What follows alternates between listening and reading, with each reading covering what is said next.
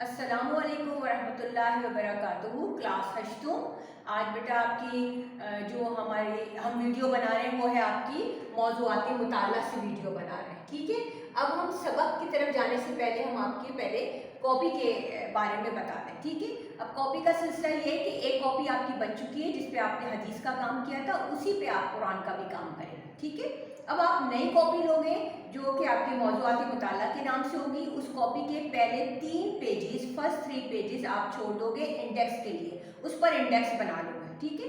اس کے بعد جو آپ کا چوتھا والا پیج ہوگا اس کے اوپر آپ سبق کا نام، چاہے آپ ٹائٹل پیج بنا لیں کاسٹ شیٹ پہ یا آپ پیج پہ لکھ لیں قرآن مجید تعارف، حفاظت اور فضائل۔ اچھا، اب اس کے بعد جو ہے یہ تو آپ کا کاپی کا تعارف ہو گیا۔ اب آپ کاپی کے بارے میں بار بار سوال نہیں کریں گے مس کون سی کاپی پہ کام کرنا ہے، آپ کو نئی کاپی پہ موضوعات مطالعہ کی کاپی ہوگی وہ، اس پہ آپ نے یہ کام کرنا ہے۔ اب ہم آپ کے سبق کی طرف آ رہے ہیں۔ بسم اللہ الرحمن الرحیم۔ قال رب اشرح لی صدری ویسر لی امری واحلل عقدۃ من لسانی یفقہوا قولی۔ موضوعاتی مطالعہ قرآن مجید سبق کا نام ہے۔